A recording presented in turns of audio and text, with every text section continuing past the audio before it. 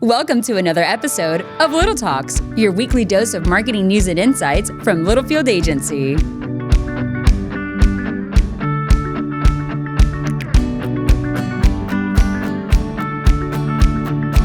Welcome back to another edition of Little Talks with Littlefield Agency. I'm Sam Littlefield. With me is my partner in crime, Roop.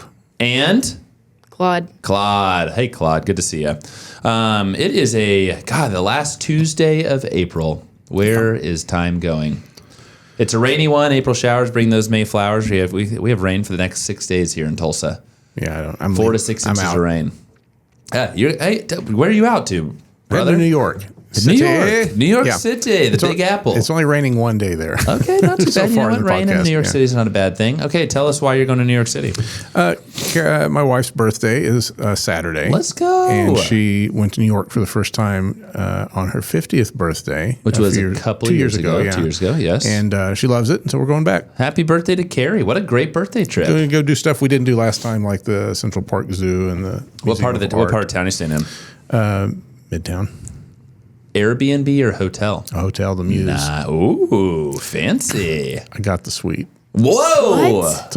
It's a birthday. Dang. Yeah. That's nice. They gave me a cheap upgrade here. Give you a cheap upgrade? We won't tell Carrie that. That's not what I booked, but that's what I'm and getting. Here's the thing. Big man can afford a suite because he's on fire when it comes to some casino fun little activities. Yeah, that's true. Are you still up? Yeah, I'm still up. Yeah? Have you gone down recently? Yeah, I've gone down. Yeah. I'm not adding to the pile. I'm subtracting from it right now. Well, safe travels to New York City. Doing what, Thursday through... Next Tuesday, and I'll be back on Wednesday when we record You're next. doing Thursday through next Tuesday? Yeah. In New York City? Yeah. That's a lot of time in New York City. It is. What are you going to be doing? What's your means of transport? Well, probably, a lot of it's walking based on where we are, and I'm a big Uber guy. I don't mind taking Uber, but Carrie wants to try subways at least once, and You're going to have to report back with some good stuff. There's always a good subway story. I'm going to let her get that out of her system on day one, and that's probably it. Now, it is very cheap and easy. And for a reason. You're avoiding... you're getting to get quite the show down there. It is an awesome week. It's a busy week. We had our client Clopay. They flew in on Sunday afternoon. They took a day out of their weekend to fly to Tulsa to see our agency. We had a great dinner Sunday night. They were literally here for 24 hours on the nose. Landed at 4, and they left at 4 the next day, yesterday, Monday. And it was just lovely. The Clopay team are wonderful people. They got to see our space and meet all of our people. A very, very productive meeting. It was their first time seeing the agency, and just want to give the Clopay team a shout out because it was just a wonderful, productive, and just a great overall 24 hours. Per usual, I was kept away from the client. I don't know why, but yeah, they seem great. I've only heard. You got to say hi to them. Yeah, I did. I'm part of the tour, but I have only heard incrable things out of that meeting. It was Rocco and Chris. Everyone was just going on about it. Yeah, it was a great meeting, and well, I don't purposely hide you from people. Honestly, I think I mentioned. I was like, yeah, that's the podcast host. I'm very, very proud. Yeah. I got Next time we'll let you come in for like 10 minutes. Okay. Say, what's this guy doing in the corner? Clopay team. Where's his headphones? It was great having you all in Tulsa. I'm looking forward to future visits. When we went to their headquarters up in Ohio in early November, it was really great, and as you know, I love seeing our clients in person, face to face. Yeah, we all do. You can't beat it. Speaking of clients in person, it's a big Grasshopper week. Mike is coming down to Tulsa tomorrow for a big Mike day. Lots going on with you and Claude and Chelsea and Kenny doing all things HubSpot. So Mike is here literally for the full day tomorrow, and then we have a crew going back up to Moundridge on Thursday. I believe Kelly, Chris, Chelsea. I don't know if Kenny's going. I know Brock's going, but man, it's a Grasshopper packed week, and we love that kind of week. So you're on a plane to New York, and our crew's on a caravan up to Moundridge. But anyway, like I said, we love seeing our clients in person, and it's a good week, man. God, it's May. What in the world? Yeah, we're cruising through. We're cruising, man. We're cruising. Well, we got a great topic. It is an honor because Roop is going to lead this one topic today, and that is how artificial intelligence is simplifying persona creation for marketers, for you B2B marketers, and just making it what I think, quite frankly, is a hell of a lot easier to tap into the minds of our customers. Yeah. Rooster. And I want to start off with AI is not going to completely solve all of your persona needs, because some of the best information or data you're going to get are from your sales teams and customer service and people interact with your customers and your customers themselves. There's nothing like we like seeing our clients in person. You should want to talk to your customers in person and gain insights from them. But a big part of persona creation, at least at the agency here, is also research. Yes. That we have in the past spent as many as 3 or 4 months going through and gathering data and kind of trying to simplify that down into something that's digestible for humans. And I want to talk about the deep research component of ChatGPT here in a little bit. But you bring up a great point, because your sales teams have authentic, wonderful, qualitative relationships with your customers. Now, here's the thing, right? When we want to pick your customers' minds, maybe you have those great relationships where you can pick up the phone and call Ed, out in the field, and that's wonderful if that's the case. Ed's a busy man, though. Mm-hmm. And there's a lot of pain points and challenges and success stories, and so you've got a great thing there. But then this, as you think about, your ongoing content strategy for you and your B2B marketing team, B2C marketing team, it's just a great opportunity to pick the brains of that persona. So, Roop, walk us through. So, by all means, continue to use your humans. Absolutely. You absolutely should. As we've said many times before, AI is a better tool than it is a replacement for a human, at least right now. Yep. That's how we're operating. That's a good preface. That's how we're operating.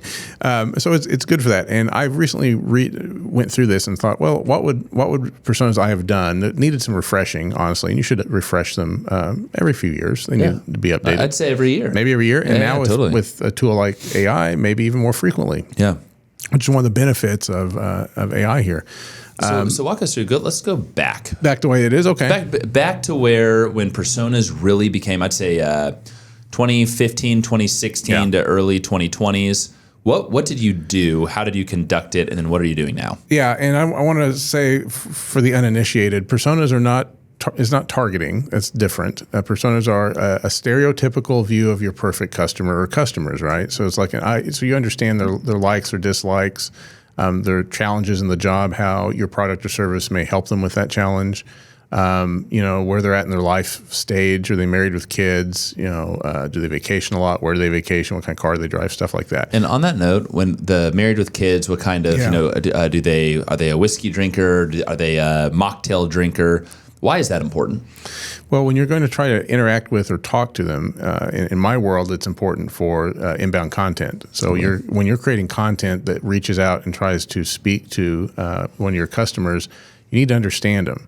And you don't need, you want to approach them in a way that they want to be approached, that is comfortable to them. So if you understand them as people, you're going to be able to do that a lot easier. Very nice. It'll drive a lot of your content ideation. Do they golf? Are they outdoorsy? Do they like running? I mean, there's a lot of things, and of course, right? Then there's messaging points that we're focused on. But that holistic view of that persona, very important. There's a client years ago, before the pandemic, that saw absolutely zero value in personas, and I knew, they're no longer a client, that it was going to be a tough fit because of how important that is from an overall messaging standpoint. Yeah, and like I said, I use them for content creation and ideation and planning.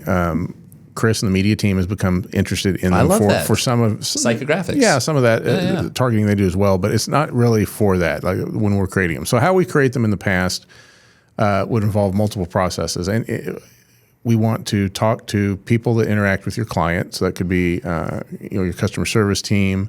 That could be your sales team. If you're comfortable with it and it's appropriate, we want to talk to a handful of customers. And this is not like a full-blown research table situation. We use a little questionnaire. We have some basic questions. We want to know how they would answer. It takes 5 minutes to fill out. Yeah, it's not bad. Really, I've done it before. So we have a questionnaire that we send out to those folks. If I can talk to them directly, that's great too. And then a lot of it, a big chunk of it was just doing some internet research. So, I can't really ask somebody how much money they make and feel good about it. Like, what's your salary, sir? But like, there's information online where you can get that information, or places and we have online research tools that we tap into as well. Yeah, we've used and we still do for those sorts of things. AI is shortcutting that part of it. So where we used to spend quite a bit of time having to do a lot of Googling and hitting our own research tools and kind of cross-referencing these things, we get one answer over here and another one over here, making a judgment call and putting together that sheet of data, which ends up being pages and pages and pages and pages and pages. AI can kind of help shortcut some of that. So I just recently updated, I've updated 2 of our clients' personas. And I wanted this part of it to be updated, like what's new. So because I already had the persona, I gave that to AI and said, hey, I've created this persona in the last 2 years. Here's what I got. Here's my original research data that we had interns compile. I remember that. That was a great summer project. It's a big, it's a huge undertaking. Literally a summer project that I just got down to a 10-minute process now. But I gave all that data to AI. I used ChatGPT's deep research, which is really, really good for exactly what it says, deep research. Would you go into just a little more information there? Yeah. It is, I think, incredible. So OpenAI's ChatGPT, other ones that are really good are Gemini has a deep research capability. Perplexity has a good one. But ChatGPT is the one I've been using. They're kind of the standard right now. And this is under the paid subscription, by the way. Yeah, the paid subscription. So it's all kind of private for us. Stuff we upload does not go out to the world. It stays private to us. It will go out and it spends about 5 to 7 minutes going out and looking for sources and cross-referencing those sources to return information. And it cites them. Yeah, it gives you citations for them. And, it kind of gives it back in a structure. It's easy to kind of digest as well. So you're going to get some bullet points. You're going to get some summary paragraphs. If there's any charts, it loves charts. So like if you're just like, I need to see rankings of XYZ, it'll pull back a chart that kind of shows you that information. Love it. But it's really good. So you can get all that back from it and do with it what you need to. But like I gave it everything I had, said I need to update these. I'm looking for persona updates on these people. I need to know where I'm off or things have changed. And go to town, deep research, have at it. And it was probably 10 minutes. It was a way for each persona. Yeah. So this still took me, I think I was doing like 6 personas per client here. So it took me a few hours. But I wasn't doing it. I was just in the background, ChatGPT is running this process. And it returned pretty good information. It would tell me in some cases, for this instance, this has not changed. It corrected me on some salary ranges for a few personas, which I thought I thought originally we were a little weird on, honestly. So I came back and I was like, that feels more in line with what I thought. But that when we were doing human research, I remember having arguments with someone that's not here anymore about a salary range for a farmer. Oh, interesting. Or income for a farmer. And I was like, this is impossible. But anyhow, ChatGPT kind of verified some of that for me and let me know. So I got all this back. And what I had before, we produce what are called, what we do is call them as one sheets. And it has like a image that represents that persona. And it has a bunch of bullet points and some sections. I think the average one had maybe a dozen bullet points, maybe a dozen and a half. I had to make the photo really small because there were so many good new bullet points. And so now there's like 30 or 40 bullet points that's on awesome. These things. I love that. And that's probably too much. I need to get better at that. But like that was a good update. It created for me a massive prompt, which we were using before. We had created prompts when AI came online so that we could talk to these personas.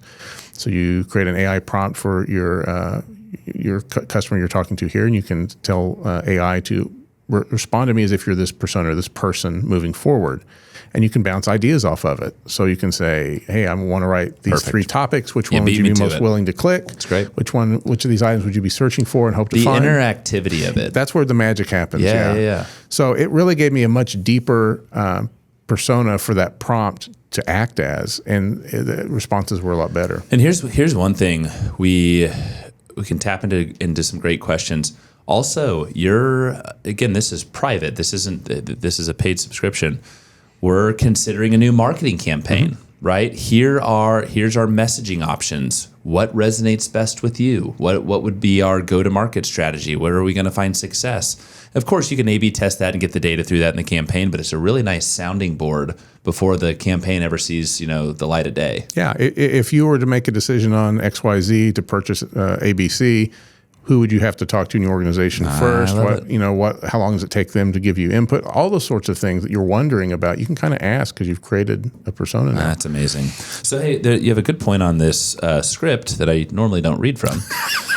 You're welcome. See, look, I'm learning. I'm learning 3 years later.